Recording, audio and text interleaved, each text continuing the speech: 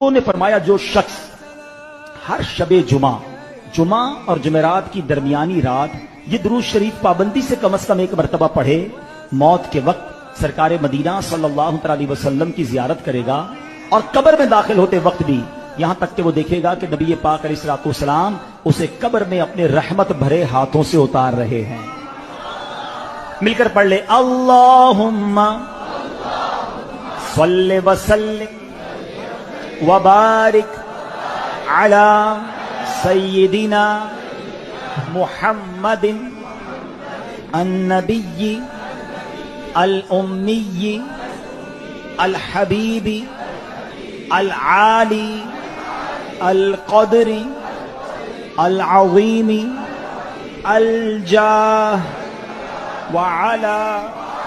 آلہ وصحبہ وسلم۔